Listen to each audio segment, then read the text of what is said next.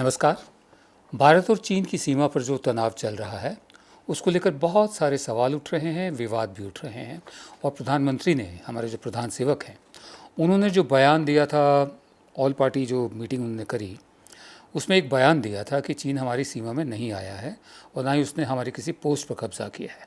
उसके तरह तरह के मीनिंग, उस तरह तरह के अर्थ, मतलब मानी निकाले जा रहे हैं। इस दौरान डॉक्टर मनमोहन सिंह, हमारे जो प्रधानमंत्री रहे हैं 10 साल, उन्होंने प्रधान सेवक मोदी को एक चिट्ठी लिखी है।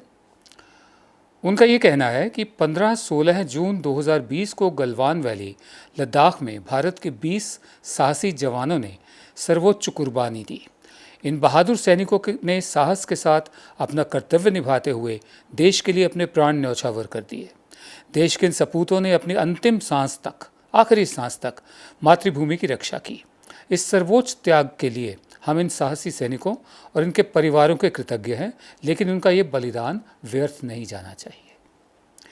आज हम इतिहास के एक नाजुक मोड़ पर खड़े हैं। हमारी सरकार के फैसले और सरकार द्वारा उठाए गए कदम तय करेंगे कि आने वाली पीढ़ियां हमें कैसे देखेंगी। जो लोग इस वक्त देश का नेतृत्व कर रहे हैं, उनके कंधों पर एक बहुत बड़ा फ़र्ज़ है, बहुत बड़ी जिम्मेदारी है। हमारे प्रजातंत्र में ये जो जिम्मेदारी है, ये प्रधानमंत्री की है। प्रधानमंत्री को अपने शब्दों और ऐलानों और देश की सुरक्षा और सामरिक और भूभागीय यानी ज़मीनी इलाकों पर पड़ने वाले प्रभाव के प्रति सदैव, हमेशा बेहद सावधान होना चाहिए। इन्होंने यहाँ पर अपने शब्दों का भी जिक्र किया, उस पर हम वापस आएंगे।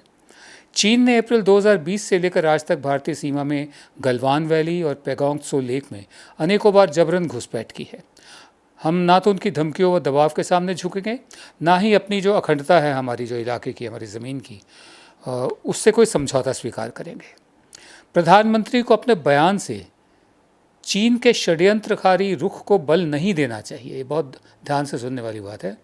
प्रधानमंत्री ने जो बयान दिया था कि हमारी सीमा में कोई घुसपैठ नहीं हुई, ना हमारी कुछ चौकी गई है, तो प्रधानमंत्री ने अपने बयान से प्रधानमंत्री को अपने बयान से चीन के षड्यंत्रकारी रुख को बल नहीं देना चाहिए और ये तय करना चाहिए कि सरकार के सभी हिस्से इस खतरे का सामना करने और हालात को ज़्यादा गंभीर होने से रोकने के लिए आपसी सहमति से काम करें। उसके बाद डॉक्टर मनमोहन सिंह लिखते हैं, हम सरकार को आगाह करेंगे कि प्रोपेगेंडा कभी भी कूटनीति यानी डिप्लोमेसी और मजबूत नेतृत्व का विकल्प नहीं हो सकता, कि आप सिर्फ प्रोपेगेंडा करके ही चलाते रहेंगे सब कुछ और लोग भ्रमित होते रहेंगे। नहीं, ऐसे काम नहीं चल सकता। पिछलग्गू सहयोगियों, पिछलग्गू बड़ा अपने आप में पेजोरेटिव है, पिछलग्गू सहयोगियों द्वारा प्रचारित झूठ के आडंबर से सच्चाई को नहीं दबाया जा सकता। हम प्रधानमंत्री और केंद्र सरकार से आग्रह करते हैं कि वो वक्त की चुनौतियों का सामना करें और कर्नल बी संतोष बाबू और हमारे फौजियों की कुर्बानी की कसौटी पर खरा उतरे, जिन्होंने राष्ट्रीय सुरक्षा और भारत की सरजमीन की हिफाजत के लिए अपनी जान की आहुति दे दी है। इससे कुछ भी कम जनादेश के साथ, मैंडेट के साथ, जिस मैंडेट से ये सरकार आई है, इससे कुछ भी कम जनादेश से ऐतिहासिक विश्वासघात होगा। ये बहुत सख्त चिट्ठी है। इसमें साफ साफ कहा गया है कि जो प्रोपेगेंडा है उसकी जगह अपनी है। जो आप बोलते हैं, ध्यान से अपने शब्दों का चुनाव करें। इसी बात को हमारे विदेश सचिव रहे हैं, फॉरेन सेक्रेटरी रहे हैं श्याम सरन, उन्होंने इकोनॉमिक टाइम्स के एक इंटरव्यू में कहा है कि प्रधानमंत्री के ऑल पार्टी बयान में दिए गए बयान से मैं हैरान हूँ और मैं कन्फ्यूज्ड भी हूँ। श्याम सरन ने कहा है कि इनके बयान का मतलब ये भी निकाला जा सकता है कि चीन के कब्जे वाला जो अक्साई चिन्ह है वो अब भारत का क्षेत्र नहीं है। अभी तक तो हम उसको मानते आए हैं, लेकिन जब एक दफ़े प्रधान सेवक ने बोल दिया कि हमारी सीमा में चीन की कोई घुसपैठ नहीं है, कोई चौकी हमारे कब्जे, उनके कब्जे में नहीं है, तो क्या अक्साई चिन्ह का इलाका जो सालों साल से चीन के पास है, जिसके बारे में पंडित नेहरू ने कहा था not a blade of grass grows there, तो हम मान लें कि वो चीन का हो गया है। इसके अलावा उनका कहना है, श्याम सरन का, कि भले ही प्रधानमंत्री की नीयत ऐसी नहीं रही होगी, लेकिन जो वो अल्फाज चुनते हैं, जो वो शब्द चुनते हैं, प्रधानमंत्री के स्तर पर उनको अपने शब्द सावधानी से चुनने चाहिए, जिसमें किसी तरह की एम्बिग्विटी यानी अस्पष्टता से बचना चाहिए। अब देखिए चीन ने कैसे इस्तेमाल किया इसका, ये बड़ी महत्वपूर्ण बात है। जिसका हमें डर था वही ऐसा हो रहा है। चीन का ये कहना है, ग्लोबल टाइम्स उसका खूब इस्तेमाल कर रहा है चीन प्रोपेगेंडा के लिए, प्रधान सेवक की जो बयान है उसको।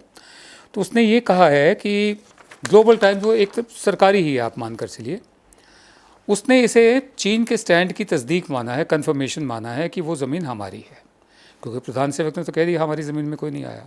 तो जिस ज़मीन पर वो है इस वक्त, इनका ये कहना है कि ये मान लिया है प्रधान सेवक ने, ये तस्दीक है, पुष्टि है।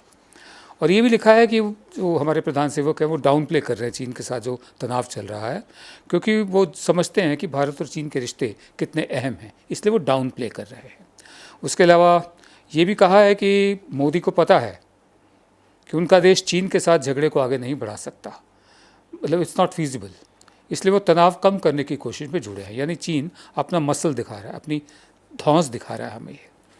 अखबार में ये भी कहा गया है कि जब दूसरे देशों के साथ कोई संघर्ष होता है, इशारा पाकिस्तान की तरफ है, तो भारत राष्ट्रवाद का इस्तेमाल कर सकता है, करता भी आया है, लेकिन चीन के साथ ऐसा होना संभव नहीं है, मुमकिन नहीं है, और ये सही भी नहीं होगा।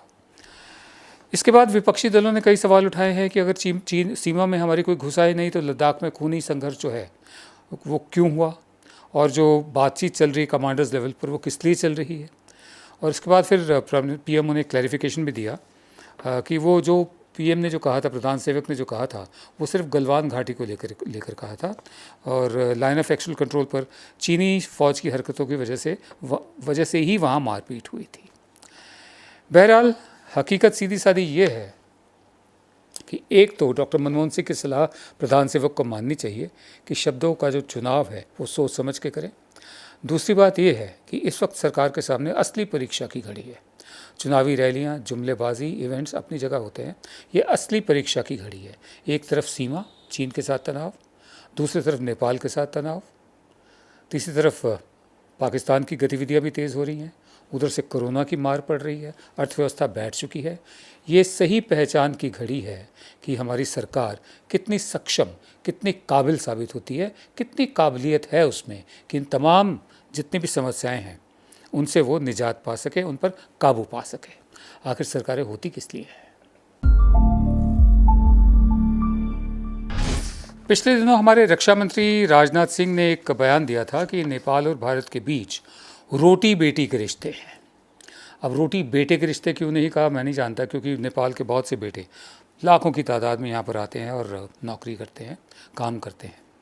बहरहाल क्योंकि बेटी को माना जाता है कि ख़ानदान की इज़्ज़त की पूरी जिम्मेदारी उस पर ही है, तो रोटी बेटी के रिश्ते, मतलब ये शादियों के रिश्ते सब उनका मतलब था, लेकिन जज्बाती होकर लोग कह देते हैं रोटी बेटी के रिश्ते। तो उन्होंने कहा था कि नेपाल के साथ हमारे रोटी बेटी के रिश्ते हैं, लेकिन अब नेपाल इन रिश्तों में कुछ परिवर्तन ला रहा है। अभी तक शादियां होना आम बात थी। जो मधेश का इलाका है नीचे का, जो नेपाल में है, मधेश माने जो हिमालय की तराई में जो दक्षिण नेपाल की तरफ जो इलाका पड़ता है, बिहार से जुड़ता है, उसको मधेश का इलाका बोलते हैं, और उसमें बहुत सारे बिहार मूल के लोग वहाँ रहते हैं। तो शादियाँ होती रहती हैं, खाना पीना भी होता रहता है, इसलिए शायद जज्बाती होकर लोग इसे रोटी बेटी का रिश्ता कह देते हैं। बहरहाल अब वहाँ पर एक नया कानून लाया जा रहा है, कानून में बदलाव किया जा रहा है, सिटीजनशिप एक्ट, कि कोई भी विदेशी महिला अगर किसी नेपाली आदमी से शादी करेगी तो उसे फ़ौरन नेपाल की नागरिकता नहीं मिलेगी, जैसे कि अभी तक होता आया था कि शादी करते ही नेपाल की नागरिकता मिल जाएगी। अब उसे कम से कम 7 साल इंतज़ार करना पड़ेगा, और 7 साल में उसके पास कुछ अधिकार होंगे, लेकिन 7 साल के बाद उसे नागरिकता मिलेगी। अब विदेशी महिलाएं, जाहिर है कि भारत की सबसे ज़्यादा लड़कियों की शादी नेपाल में होती है, जब जो सटे हुए इलाके हैं वो भी, और वैसे भी और भी रिश्ते हैं नेपाल से पुराने। भारत के जो ये सिंधिया परिवार है हमारा, और नेपाल का शाही परिवार, उनके भी ताल्लुक़ रहे हैं। जो हमारे जो नेपाल के पशुपतिनाथ का मंदिर है और दूसरे मंदिर हैं, यहाँ से जो पुजारी वहाँ भी जाते रहे हैं। बहरहाल सिटीजनशिप जो कानून में बदलाव लाने की पेशकश की है नेपाल ने, उसका सीधा साधा प्रभाव हमारी महिलाओं पर पड़ेगा, हम पर पड़ेगा। और इसके मुताबिक मैं आपको बता दूं, ये जो बिल है जिसमें सिटीजनशिप एक्ट को बदलने की बात की गई है, इसको रविवार को पार्लियामेंट में पेश किया गया। और जो मैंने जैसे आपको बताया कि जो महिलाएं, विदेशी महिला हैं, उनको नागरिकता नहीं मिलेगी। पुराना कानून ये कहता है कि जो विदेशी पुरुष हैं, जो मर्द हैं विदेशी, अगर वो नेपाली लड़की से शादी करते हैं तो उन्हें 14 साल तक नेपाल की नागरिकता नहीं मिलेगी। बहरहाल ये एक और इरादा है नेपाल का ख़ुद को डी कपल करने का। कपलिंग होती है ना जैसे इंजन और डिब्बों के बीच, तो डी कपल करने का कि हम अपने आप में एक आज़ाद स्वतंत्र देश हैं, हम कोई भारत के छोटे भाई वगैरह नहीं हैं, हमें उस निगाह से ना देखा जाए। और हर छोटे मुल्क जो होते हैं जो आकार में छोटे हैं, चाहे वो भूटान हो चाहे वो नेपाल हो, उनकी समस्या ये बड़े देश जो होते हैं उनको घेर के रखते हैं, यही होती है। नेपाल की समस्या तो और भी है कि ये लैंडलॉक्ड कंट्री है, समुद्री सीमा इसके पास नहीं है, लिहाजा इसके जो रसद का सामान है और सारा सामान है भारत के रास्ते जाता है। ये डी कपलिंग जो मैंने इस्तेमाल किया है शब्द, इसकी शुरुआत तो सन 2015 में ही हो गई थी, जब हम अनौपचारिक रूप से हमने नेपाल की सप्लाईज़ रोक दी थी और चीन को मौका मिल गया था नेपाल तक पहुंच के सारी सप्लाईज़ वहां से देने का। तब से लेकर अब तक कोशिश यही रही है नेपाल की कि वो धीरे धीरे खुद को भारत से अलग करना शुरू कर दे, जुदा करना शुरू कर दे और ये जताए कि उसका अपना अलग वजूद है, वो एक अलग देश है, उसको कोई छोटा भाई या बेटा कहने की ज़रूरत नहीं है, वो एक अलग देश है। हम उम्मीद करते हैं कि हमारी सामूहिक सोच में भी और सरकार को भी ये बात समझ में आएगी कि अच्छा भला देश नेपाल था। एक दफ़े राजीव गांधी ने ब्लॉकेट किया था सरकारी तौर पर, खैर वो ख़त्म हो गई थी बात, लोग भूल भुला गए थे।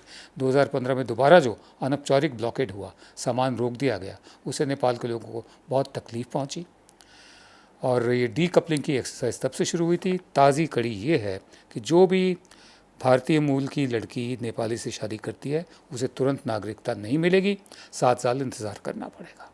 ये हमारे लिए सोचने की बात है कि एक अच्छे खासे देश को जो हमारा अपना था, हमारा बहुत ही नज़दीकी था सदियों से, उसको भी हमने नाराज़ कर दिया है। नमस्कार।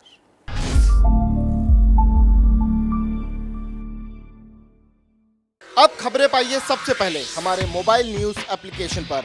एंड्रॉइड या iOS प्लेटफॉर्म पर जाइए, HW न्यूज नेटवर्क को सर्च कीजिए, डाउनलोड कीजिए और अपनी सुविधानुसार भाषा का चयन कीजिए। खबरों की भीड़ में अपने काम की खबर पाते रहिए।